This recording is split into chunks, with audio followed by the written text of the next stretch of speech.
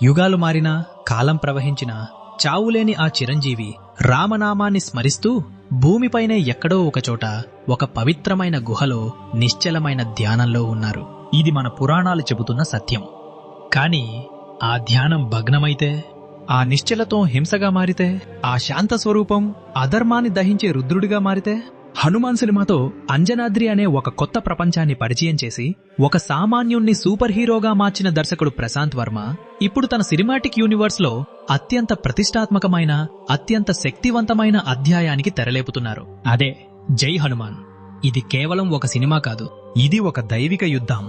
ఇది త్రేతాయుగపు శక్తి, కలియుగపు కల్మషం మధ్య జరగబోయే మహాసంగ్రామం. మనం హనుమాన్ సినిమాలో ఏం చూశాం? ఒక సామాన్యుడు హనుమంతుడి రక్తపు చుక్కతో పొందిన శక్తినే తట్టుకోలేకపోయాడు. ఆ శక్తితోనే అతను ఒక అధునాతన సాంకేతికత కలిగిన విలన్ని, అతని సైన్యాన్ని తుడిచిపెట్టేశాడు. కానీ సినిమా చివర్లో ప్రశాంత్ వర్మ మనకు ఒక భయంకరమైన సత్యాన్ని చూపించారు. ఆ రక్తపు చుక్క కేవలం ఒక ఆరంభం మాత్రమే. అసలు శక్తి హిమాలయాల లోతుల్లోని ఆ పవిత్ర గుహలో ఉంది. పురాణాల ప్రకారం హనుమంతుడు చిరంజీవి. కలియుగ అంతం వరకు ఆయన భూమిపైనే ఉండాలి. కాని ఆయన ఎప్పుడూ లోక వ్యవహారాలలో జోక్యం చేసుకోరు. ఆయన నిరంతరం రామనామ స్మరణలో మునిగి ఉంటారు. కాని హనుమాన్ చివర్లో మనం చూసిన ఆ కళ్ళు, అవి శాంతాన్ని చూపించడం లేదు. అవి తీవ్రమైన కోపాన్ని, ఆవేదనని మరియు ఒక పెద్ద విపత్తు రాబోతోందనే హెచ్చరికను చూపిస్తున్నాయి. దీని అర్థం ఒకటే: కలియుగంలో అధర్మం దాని పరిమితులను దాటిపోయింది. రాక్షస ప్రవృత్తి సాంకేతికత ముసుగులో భూమిని శాసించడానికి సిద్ధమైంది.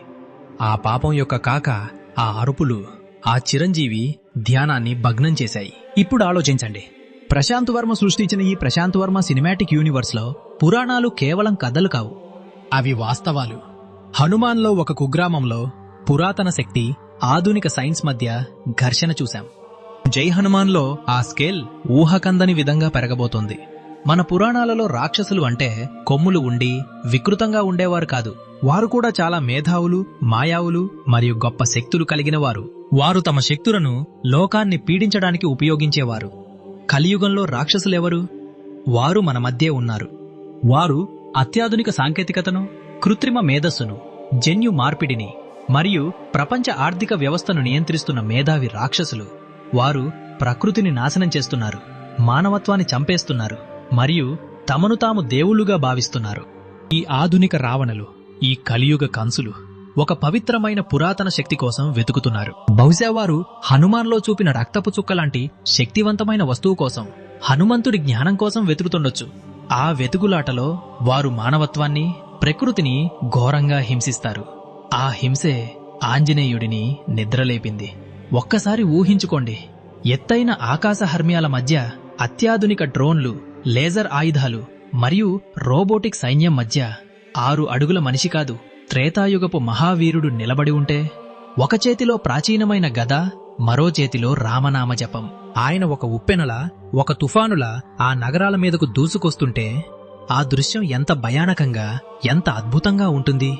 ఇది కేవలం శారీరక యుద్ధం కాదు, ఇది భావజాలాల యుద్ధం, పవిత్రత మరియు అపవిత్రత మధ్య యుద్ధం. జై హనుమాన్ విజయం కేవలం యాక్షన్ సీన్ల మీద ఆధారపడి ఉండదు. అది ఆంజనేయుడి పాత్ర యొక్క ఎమోషనల్ డెప్త్ మీద ఆధారపడి ఉంటుంది.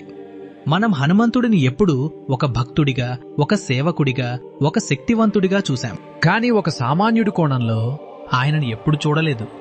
ఆయన చిరంజీవి. అంటే ఆయన 1000 సంవత్సరాలుగా ఈ భూమి మీద జరుగుతున్న ప్రతిదాన్ని గమనిస్తున్నారు.